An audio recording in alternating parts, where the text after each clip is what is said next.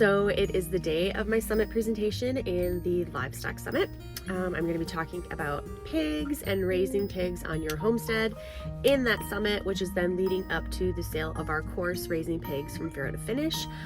So I'm waiting outside of Taekwondo for my kids so that they can get done with their lessons, and we will be able to get home with just enough time for me to prepare for my Livestock Summit presentation.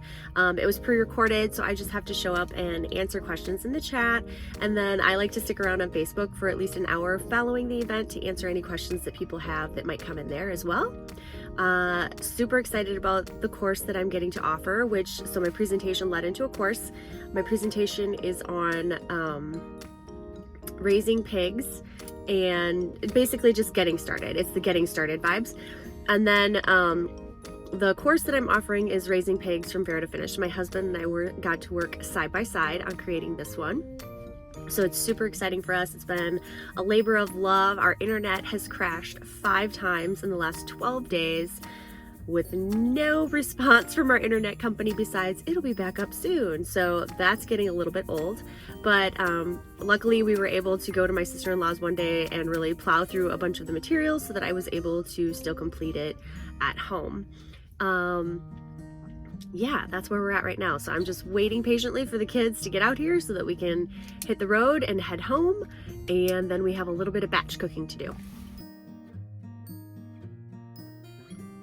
Another great thing about the fact that these presentations for the summit are pre-recorded is the fact that I already know what I say, so I don't have to actually listen to myself talk during the presentation. So a lot of times what I do is I will mute it and then I just go ahead and answer anybody in the chat. It makes it so much easier. I don't have to hire a customer service person to help me with that for the day. So it's super nice. And today I'm actually going to multitask. I am going to start batching some lasagna to be able to put into the freezer and also to have for dinner tonight while my presentation is going on. Okay, so my presentation goes live in 1 hour and 15 minutes. I'm trying to figure out if I should make a mad dash to the public library in town with my kids or not, because our internet is down again. 6th time in 12 days. Oh my gosh, like trying to make this decision is hard because I know that if we go, I'm going to be stuck there for 2 hours, which means it'll be like 5 o'clock before we leave. And it also puts the kibosh on my master plan that I had to be able to batch cook lasagnas while my presentation was going, because I figured I could answer questions in the chat while also, browning hamburger and layering my lasagnas. I'm quite capable of multitasking that. Doing it from the library, I don't think so. So I'm going to give it 15 minutes and then I'm going to make a decision on if I have to go to the library or not. Okay, the summit is just about ready to get started. I have 7 minutes before it begins. Because of the summit, my entire last 2 weeks has been complete chaos. I had the choice, or I basically gave myself the choice. We realized that my time was being split too much. So I knew that I could either continue to take care of the house or continue to homeschool the kids. But I could not do both well at the same time. It was just a 2-week window. We knew that was how it was going to be. And as much as it stinks to say, we elected to progress with the kids' school because that's our #1 priority. So the house has been kind of on hiatus. I clean, I do laundry, all that stuff as much as possible between working for clients and also getting ready for the summit and homeschooling the kids. But this time around with recording footage and editing everything, it took a lot more time than what we were planning. So excuse my kitchen because it desperately needs help. I am going to go ahead and get started boiling the water for lasagna noodles and then also browning the hamburger so that I can get my lasagna ingredients going while also manning the chat for the summit and then also cleaning the kitchen a little bit because goodness me, it needs it. Here we go.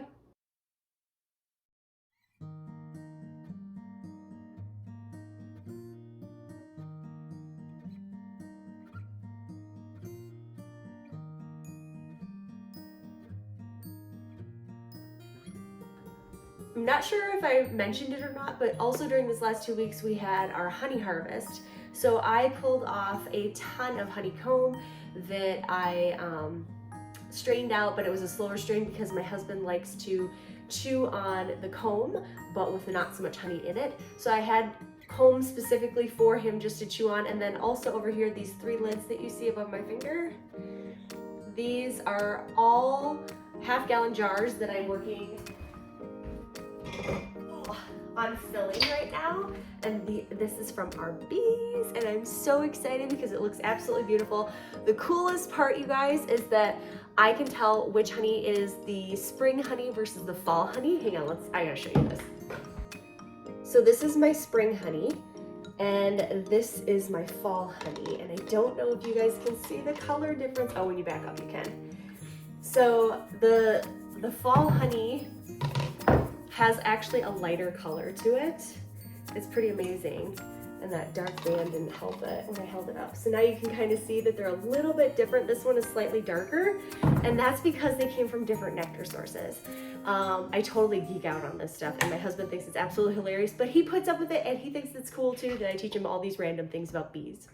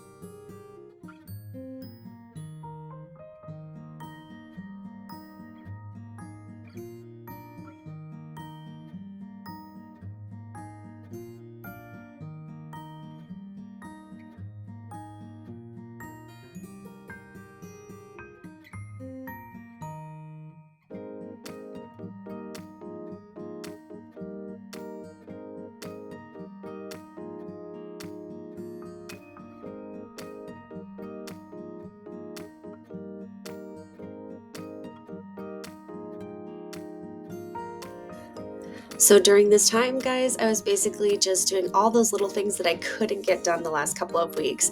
I'm washing some of the fruit that was sitting in the sink, making those lasagnas, like I was saying, during the time of the summit. I was able to go ahead and boil my noodles and brown my hamburger and mix it with the sauce and get everything laid out, so that I was able to go ahead and have it all laid out to get started right away once the summit was finished.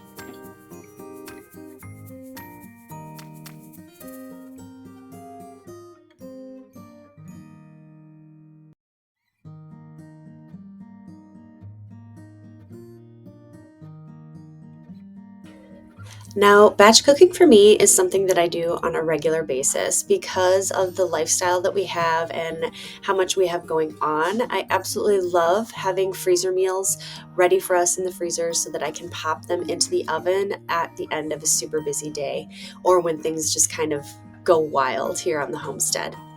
So today what I'm doing is I'm actually making 3 lasagnas. I have 2 full pans that I'm planning to create, as well as a small pan for my husband so that he can have that when I am gone helping my sister later this month.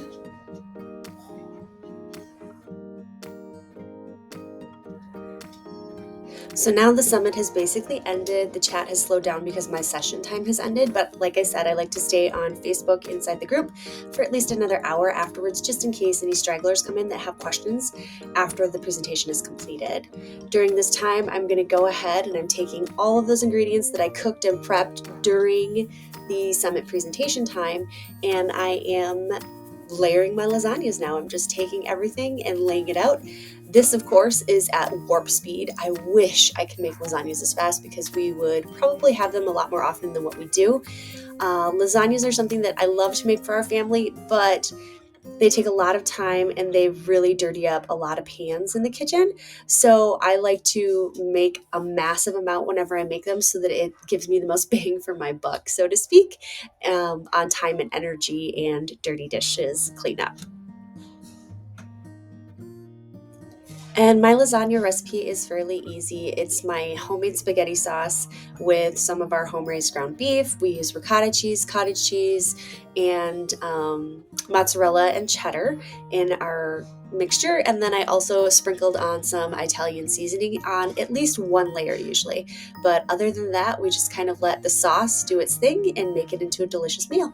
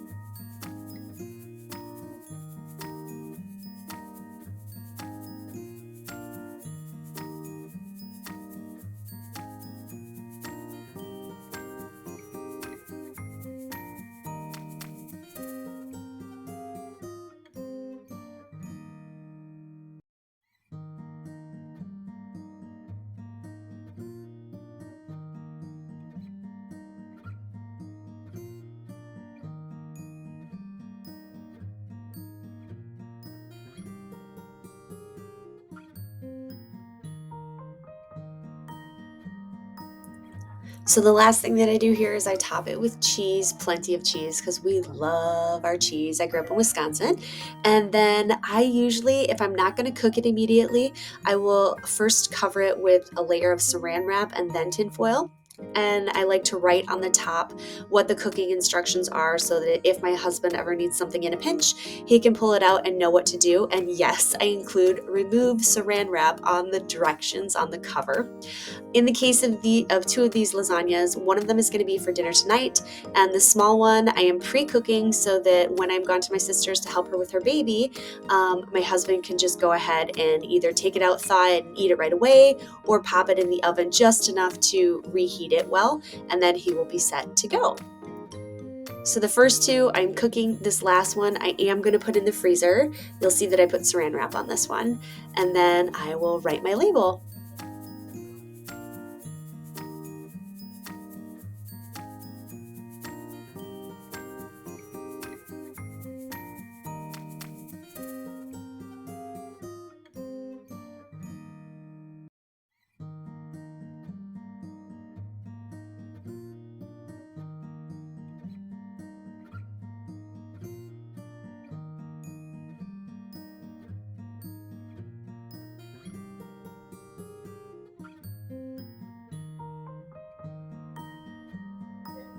And of course, no batch cooking session is complete unless you scrub down the counters afterwards.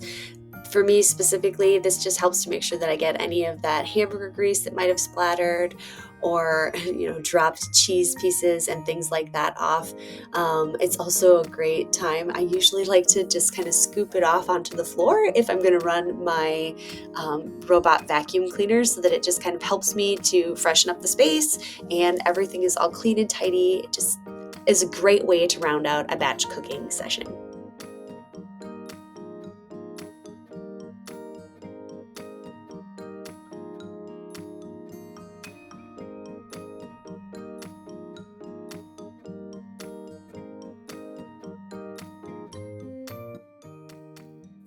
Guys, I wanted to show you these Cleanomic bags. Cleanomic. So they are compostable bags that you can use everywhere in your home. They come in gallon, snack, sandwich, quart, all of the sizes, which is amazing. They also have these handy dandy trash bags that are 13-gallon bags. I use these in other areas of the house. Except for when I am composting, like especially during the heavy canning season, in the middle of like spaghetti sauce or salsa making, I will use these bags because they are compostable. So the coolest part about these bags, you guys, is I can put them in my compost bucket. and I know that they will break down. It's amazing. So we went out to the compost pile probably about 2 weeks after I had sent out a bag, and it had already composted through the bag and made a huge hole. Like the liquid inside of the bag had just, I didn't do anything. It was amazing. So it makes me feel good to know that these do break down and that they're not hurting the environment. I need to do a little bit more research to find out what they're using to make them. That part always scares me a little because we just don't know. I'm really, really hoping that they're made from potato starches. And I will keep you posted and let you know. But these are the big, huge bags. Hold on here, it's got a sticker.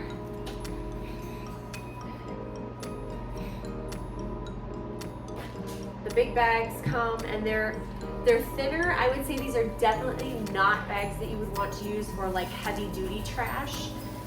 They're a little bit thin. We've had issues with tearing. Like you can see through, like you can see my horrible fingernail polish through the bag. We've had issues with tearing, like if you have some sharp objects and things like that. But for compost, or I use them in my office for like my papers that I know are shredding type stuff. They work great in there, and I feel a little bit better about what we're using than just the typical trash bags, just because they are not my favorites. So if you're not familiar with Cleanomic, shout out to them and give them a try. So that's it for today. Thanks for being here. I hope you enjoyed the experience of making freezer lasagnas with me.